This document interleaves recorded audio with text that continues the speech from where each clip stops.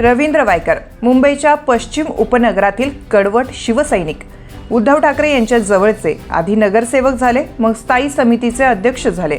देवेंद्र फडणवीस यांच्या सरकारमध्ये राज्यमंत्री झाले. वायकर यांच्या राजकारणातला हा चढता आलेख. 2019 मध्ये उद्धव ठाकरे यांनी भाजपची साथ सोडली आणि ते काँग्रेस राष्ट्रवादी बरोबर गेले. तेव्हा भाजपच्या नेत्यांनी आरोपांचा जो रणगाडा चालवला, त्यात शिवसेनेचे जे नेते भरडले गेले त्यातले एक म्हणजे रवींद्र वायकर. 2022 साली एकनाथ शिंदे आणि त्यांच्या समर्थक आमदारांनी उद्धव ठाकरे यांचं नेतृत्व झुगारलं. महाराष्ट्रभरातून आमदार शिंदे यांच्या सोबत गेले. मुंबईतले बहुसंख्य आमदार उद्धव यांच्या सोबत राहिले. त्यातील एक म्हणजे रवींद्र वायकर. वायकर उद्धव यांचा किल्ला लढवत होते आणि त्यांचं एक कथित प्रकरण सापडलं. हॉटेल बांधकामात अनियमिततेचं. मुंबईतील जोगेश्वरीच्या मजासवाडी भागात 13,674 चौरस फुटांचा भूखंड मुंबई महानगरपालिकेच्या मालकीचा आहे. हा भूखंड मैदानासाठी आणि रुग्णालयासाठी राखीव ठेवण्यात आलाय. या भूखंडाची किंमत 500 कोटींच्या घरात आहे.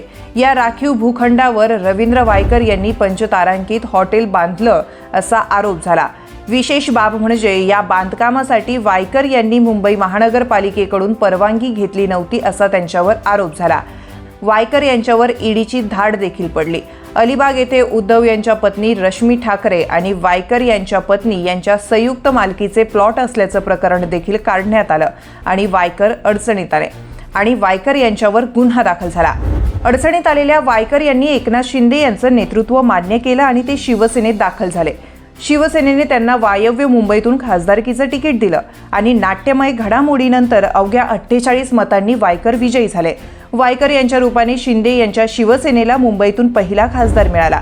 त्यांनी उभाटा गटाचे उमेदवार अमोल कीर्तीकर यांना पराभूत केलं. शिवसेनेच्या स्थापन दिनानिमित्त झालेल्या मेळाव्यात एकनाथ शिंदे यांनी भाषण केलं. उद्धव ठाकरे यांच्याकडून माझ्यात आणि वायकर यांच्यात गैरसमज निर्माण करण्याचा प्रयत्न करण्यात आला असा दावा आपल्या भाषणात शिंदे यांनी केला. दरम्यान खासदार होताच रवींद्र वायकर यांना मुंबई पोलिसांनी भूखंड घोटाळा प्रकरणात क्लीन चिट दिली होती. जोगेश्वरी भूखंड घोटाळा प्रकरणी आर्थिक गुन्हे शाखेकडून न्यायालयात समरी रिपोर्ट दाखल करण्यात आला. या अहवालात मुंबई महानगरपालिकेने वायकरांच्या विरोधात गैरसमजातून गुन्हा दाखल केल्याचं मुंबई पोलिसांनी त्यांना म्हटलं. तसंच रवींद्र वायकरांविरोधातले गुन्हे मागे घेतल्याचीही माहिती आहे. या रिपोर्टमुळे विरोधकांच्या हाती आयतेच कोलीत सापडले आहे. काँग्रेस आणि उभाटा यांनी भाजपवर टीकेची झोड उठवली आहे. वायकरांना क्लीन चिट मिळाली. आता फक्त दाऊद इब्राहिमला क्लीन चिट मिळणं बाकी आहे. या लोकांच्या विरोधात कारवाई करा, खटले दाखल करा हे सांगणारे हेच लोक आहेत. याचा अर्थ असाच होतो की आमच्या लोकांविरोधात खोटे खटले दाखल केले, गुन्हे दाखल केले आणि तुम्ही त्यांना पक्षात घेतलं हे तुम्ही मान्य करा. आमच्यासह सगळ्यांवर असे खोटे गुन्हे खटले दाखल करून आमच्यावर दबाव आणण्याचा प्रयत्न केला.